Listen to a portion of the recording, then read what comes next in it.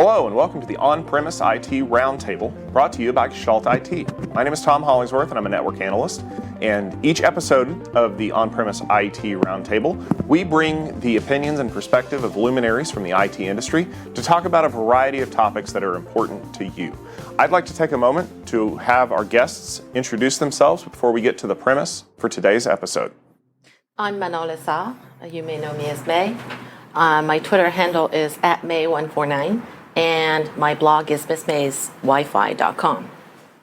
And Jennifer Manella, or JJ, at JJX on Twitter and Security Uncorked blog.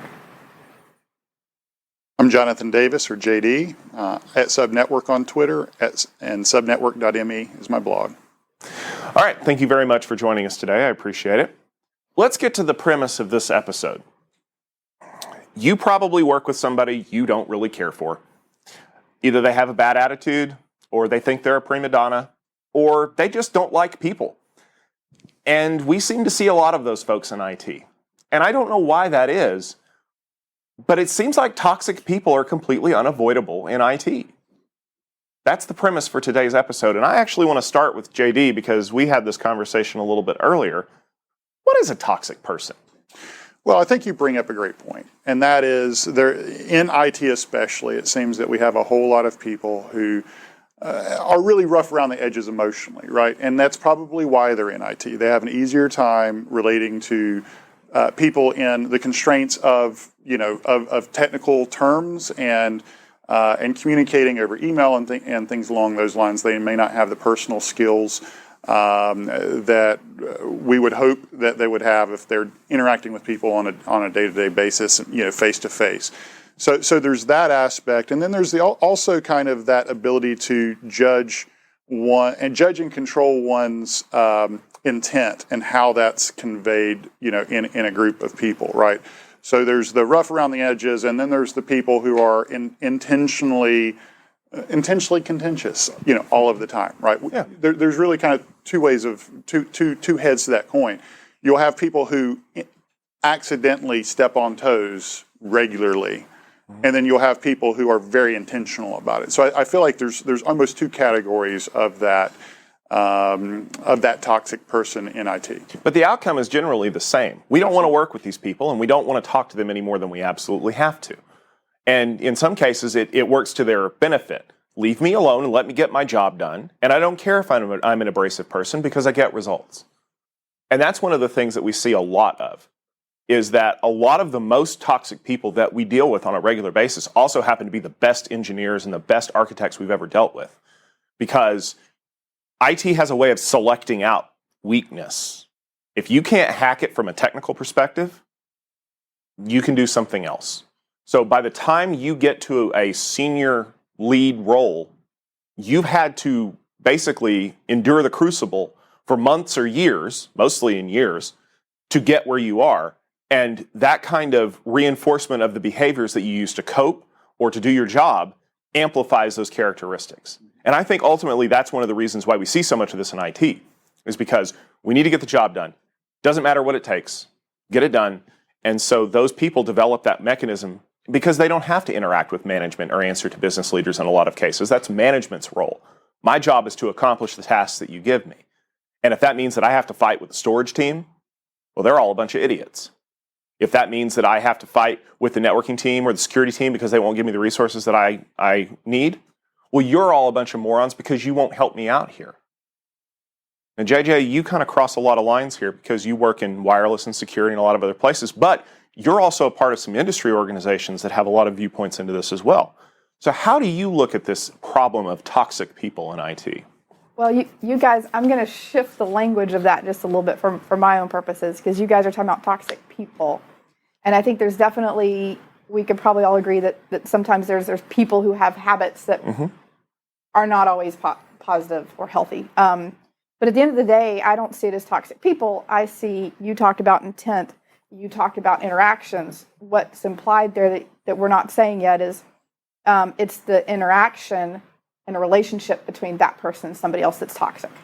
It's that engagement that's toxic, not necessarily the person. So let's expound on that a little bit, because it is true that, as I was talking to somebody about this earlier this year, that all relationships are combative by nature.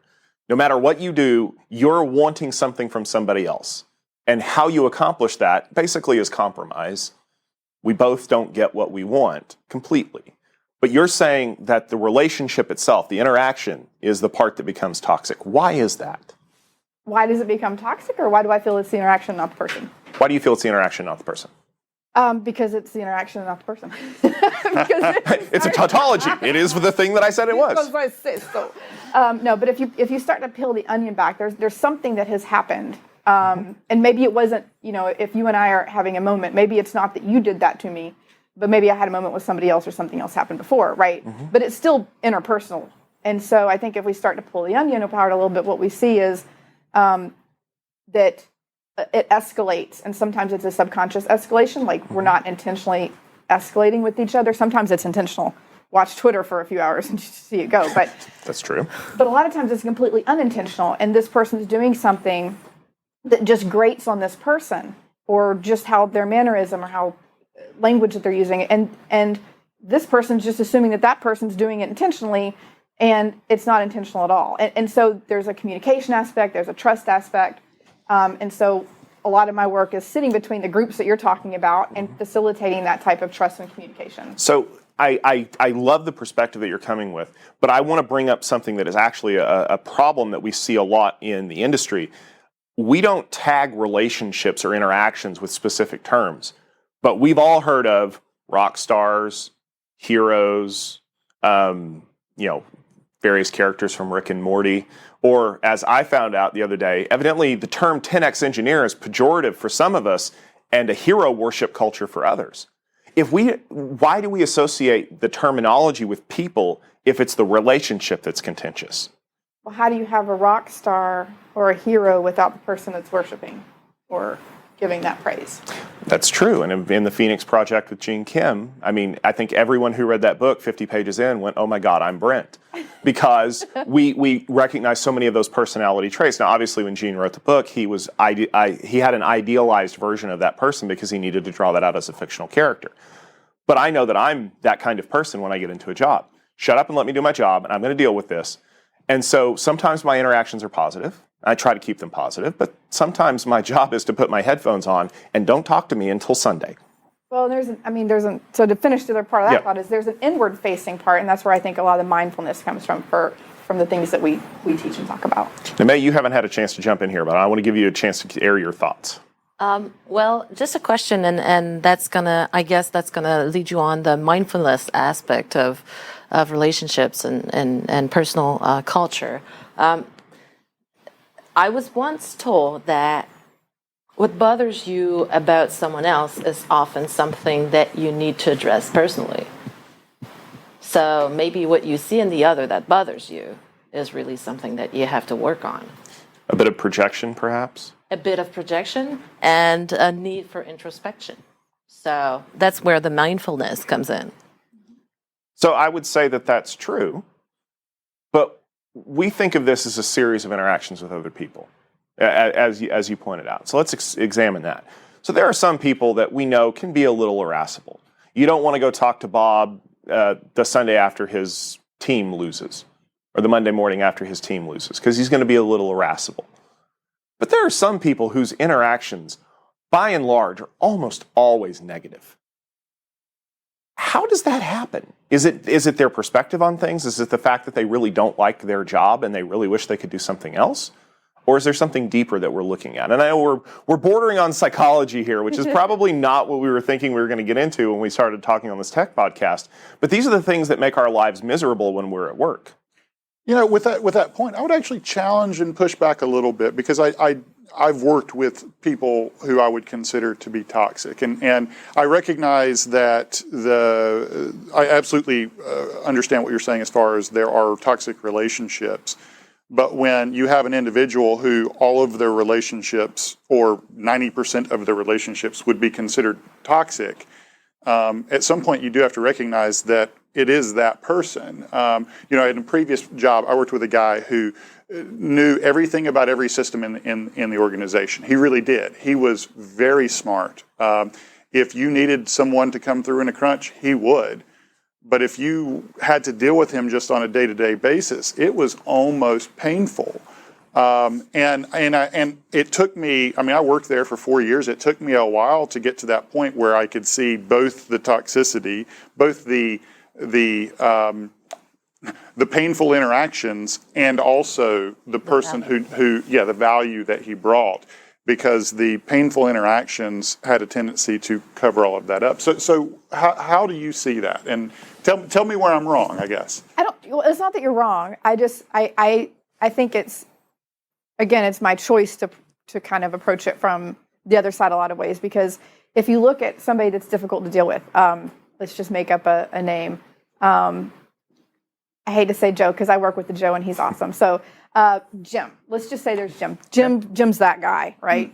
And I need to go get something from Jim. So I go down to Jim's cube and I talk to Jim, and I just know going into it that he's going to be hard and maybe an asshole. And I'm already clinched up ready for that. So I'm already creating a little bit of a bubble of something going on when I approach him. Then I have a bad experience with him. It went just the way that I knew it was going to go. And I walk back and I'm like, dang, and I come and I'm like, oh man, I just had to go deal with Jim, and this happened and that happened. Of course he did this and he always does that. And we just missed an opportunity, because what I could have done is, when Jim started with me, is I could have said, Jim, you're obviously upset right now and you don't want to deal with this.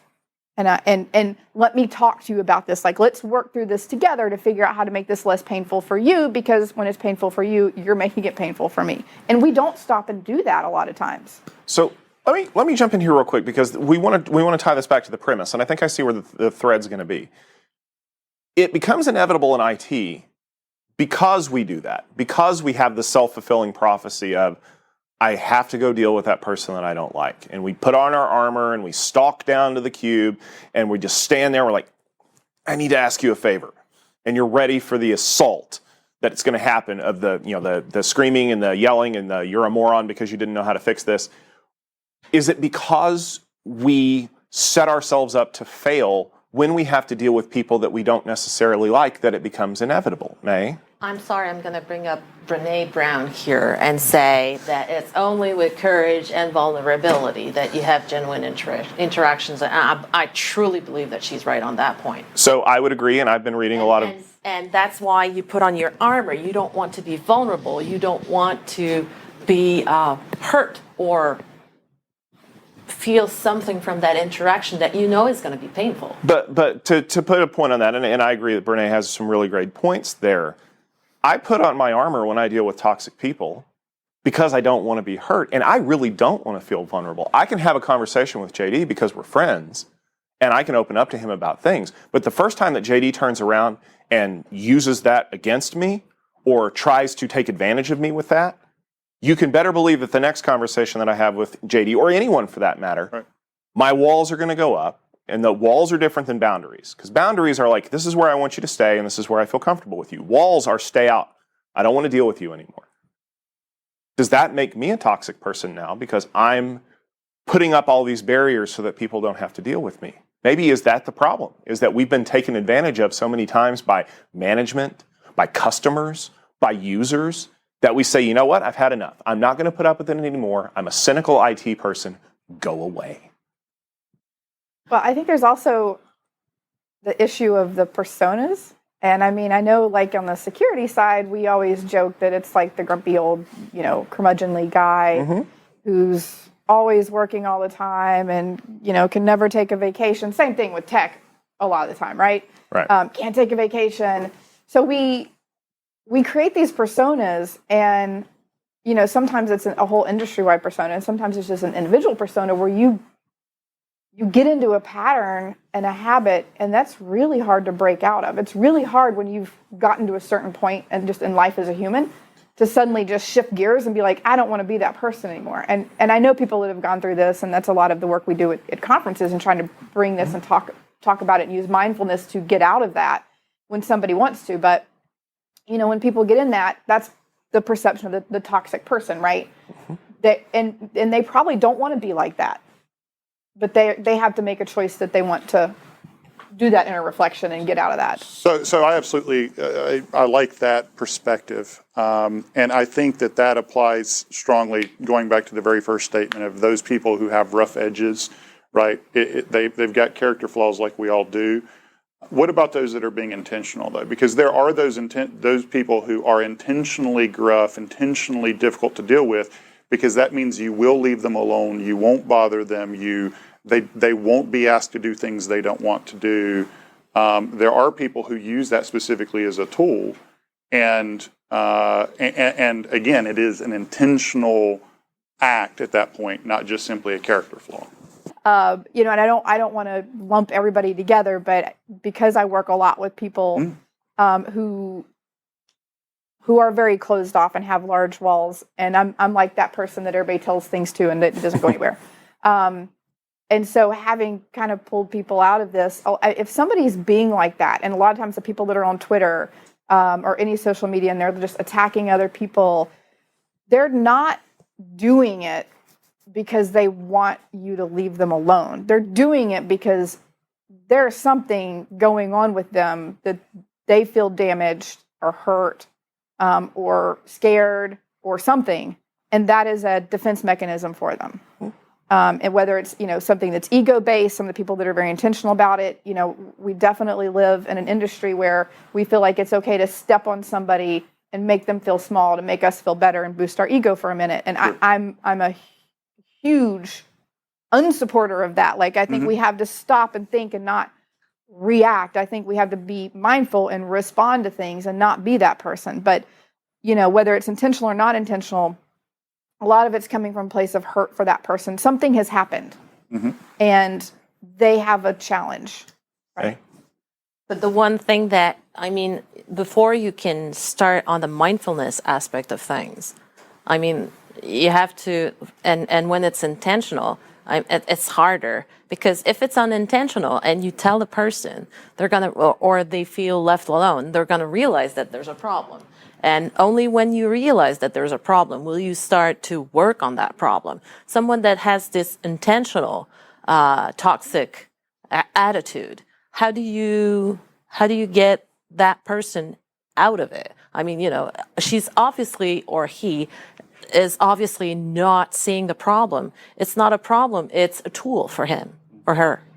Yeah, I feel like sometimes you can't, and you have to wait until they're ready. There's been, I'm not going to mention any names at all here, but there's been a couple people in our industry that are coming up that are younger, and some of them are female, and people have come to me, and these people are kind of going off the rails a little bit, right? And they've come to me and they've said, hey, you're this calm person, and can you go mentor, Sally over here? And I'm looking and I'm like, no, that person's obviously not ready to have the kind of conversation that I would want to try to have. The only conversation I know how to have, I'm not a professional. Like, I'm just somebody else in the industry trying to help. And the limited little tools I have, right, this person's not ready for. So I don't know that you can always pull somebody out of it until they're ready. But you can not go into it expecting combat. Yeah.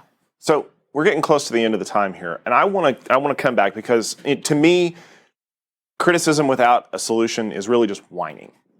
What's one thing that you think that we can do to help the toxic situation? What's one thing you can do to reach out to a person that may be labeled toxic or difficult to help them understand where they are and how to get better?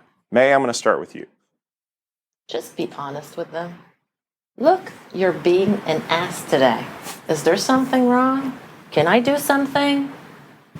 And be honest and try to avoid judging, just like you don't want to be judged. I know it's hard and it's almost a pious wish, but if you could try for just 5 minutes to do that in your day, that might change someone's perspective.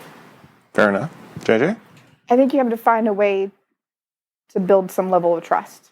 And you mentioned kind of being vulnerable and open. So whatever that means between you and the person you want to interact with, to be that person that they can trust and have that kind of conversation with, I think stems from trust. That's fair. JD? I can't disagree with that too much. One of the things I think that helps us as individuals when we're dealing with these people is understanding the appropriate boundaries that we can set, right? So if we know that we can set these boundaries on, if this person acts like a complete ass, I can tell them that they're acting like a complete ass, right? I have escalation means in other ways. Once we at least have a handle on these are the tools at my disposal, that also gives us the ability to go, I don't always have to use those tools. I don't have to treat everything like a nail if I have more than a hammer in my hand. And I can then go to them and say, look, I realize that something is going on, and it sounds like we need to have a conversation when you're not in the middle of this. I want to have that conversation, but I need at this moment, like, we have to work on this together or whatever, right? So it's handling those, it's having those, the ability to set the healthy boundaries so that you can then extend grace kind of outside of that. So I think ultimately what it comes down to is, from the conversation that we've had today, is that there's a lot of elements that go into this. It's not just Bob and IT is a jerk. There's a lot of interaction that goes on, a lot of projection, a lot of other things that speak to a deeper issue that needs to be sorted out. And we can't fix people. That's not our job. We fix things. We fix systems. We help users.